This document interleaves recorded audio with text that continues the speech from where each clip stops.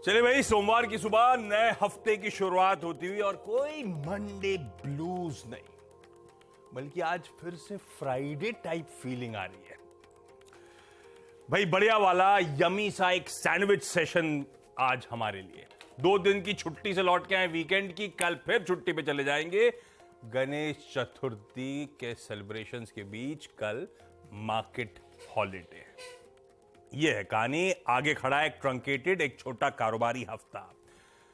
वैसे मोमेंटम बड़ा स्ट्रांग भारतीय बाजार में बना हुआ है। बैक टू बैक पिछला हफ्ता थर्ड स्ट्रेट वीक था जब हम उछाल के साथ, मजबूती के साथ कामकाज करते हुए नजर आए। पिछले तीनों ट्रेडिंग वीक्स का performance, week on week gains आपकी स्क्रीन पर। इनफैक्ट ये तो वीक ऑन वीक अपनी जगह, इसको और अलग पर्सपेक्टिव से रखता हूं भारतीय बाजारों के मोमेंटम को। सितंबर सीरीज का या कह लीजिए सितंबर महीने का, फ्राइडे को दोनों का 11th ट्रेडिंग सेशन था। हर दिन, एक दिन छोड़ दीजिए जब वो पॉज था, जब आपको याद होगा जब मिड कैप स्मॉल कैप पिट रहे थे, निफ्टी केवल 3 पॉइंट का हल्के दबाव के साथ बंद हुआ था। तो एक छोटा सा पॉज था पिछले हफ्ते। अदरवाइज बैक टू बैक हर ट्रेडिंग सेशन इस सीरीज में मजबूती, उछाल, बढ़त के साथ कामकाज होता हुआ नजर आया है। टचवुड बहुत अच्छा मोमेंटम बना हुआ है।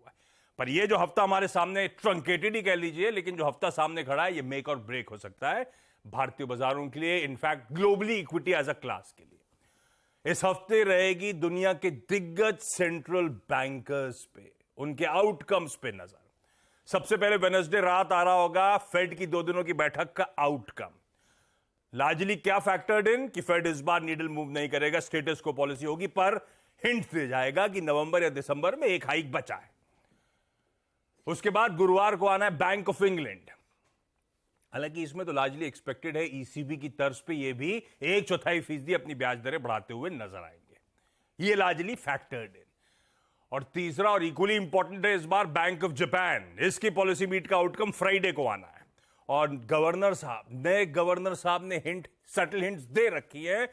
वो निगेटिव इंटरेस्ट रेट से बाहर आना चाहते हैं, उस पॉलिसी में बदलाव करना चाहते हैं, ट्वीक करना चाहते हैं। इसीलिए वो भी उतना ही इक्वली इंपॉर्टेंट हो जाता है। ये है ग्लोबल सेंट्रल बैंकर्स जो इस हफ्ते अपनी अपनी पॉलिसीज अनवेल करेंगे। इसीलिए इस हफ्ते की अहमियत बहुत ज्यादा। हाँ, इन सब के बीच में कच्चा तेल 10 महीने के हाईज पे डटा हुआ खड़ा नजर आएगा। हालांकि उससे हमारे इक्विटी मार्केट कहते हैं ना, अनडिटर्ड, अछूते हैं, पर नजर रखनी चाहिए उस कच्चे तेल के मूवमेंट पे। हाँ, एक बात बताना और भूल गया मैं। आज से पार्लियामेंट के स्पेशल सत्र की शुरुआत होने जा रही है, 5 दिन का, आज से लेकर फ्राइडे तक।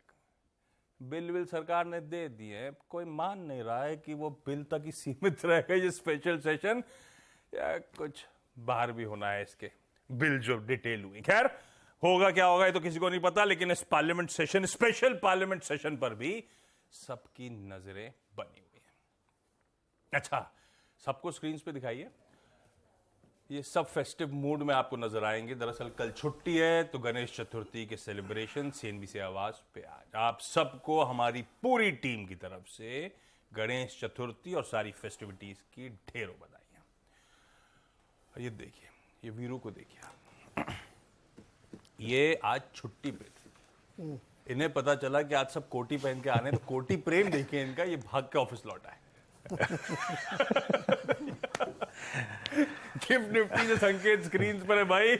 आगाज हफ्ते का थोड़ा दिक्कत, इवेंट्स बड़े हैं तो थोड़ा सा प्रॉफिट टेकिंग का मूड शायद हो। 1/2% का दबाव, 62 अंक नीचे खुलने के इंडिकेशन गांधीनगर से गिफ्ट निफ्टी से आते हुए इस समय।